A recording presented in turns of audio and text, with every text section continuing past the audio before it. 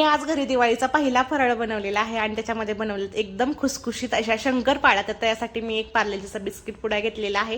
तुम्हाला जर बिस्किट टाकायचं असेल तर टाकू शकता, नाही स्किप करून द्या। त्याला मिक्सरला बारीक करून घ्यायचं, परातमध्ये ऍड करून घ्यायचं। 2 वाटी याच्यामध्ये मी मैदा ऍड करून घेतलेला आहे। याच वाटीच्या मापाने सर्व आपण सामान याच्यामध्ये ऍड करणार आहोत। 1 वाटी मी पिठी साखर टाकलेली आहे। 1 वाटी गरम करून थंड केलेलं दूध ऍड करून घेतलेलं आहे।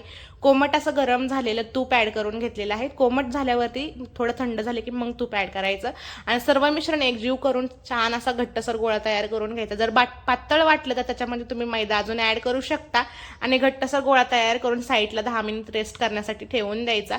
कढईमध्ये तेल गरम करायला ठेवून द्यायचं आहे। शंकरपाळी लाटून घ्यायची। तुम्हाला ज्या पद्धतीने शंकरपाळीचा शेप द्यायचा आहे त्या पद्धतीने तुम्ही त्याला शेप देऊन टाका।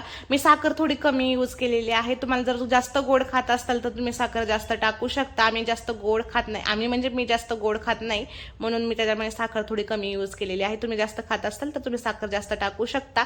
तेल पण छान असं गरम झालेले आहे। मीडियम टू हाय फ्लेमवरती सर्व शंकरपाळ्या एकदम गोल्डन ब्राऊन होईपर्यंत तळून घ्यायच्या आहेत आणि असल्या भारी शंकरपाळ्या झाल्या होत्या, मी शब्दात पण सांगू शकत नाही, तितक्या सुंदर आणि छान अशा शंकरपाळ्या झाल्या होत्या। तर तुम्ही पण घरी नक्की ट्राय करून पहा आणि हा व्हिडिओ आवडला असेल तर आपल्या चॅनलला लाईक, शेअर आणि सबस्क्राईब करा। सोबतच मला इंस्टाग्राम आणि फेसबुक पेजला फॉलो करा। आता भेटूया नवीन व्हिडिओमध्ये नवीन रेसिपी सोबत। तोपर्यंत स्वतःची काळजी घ्या।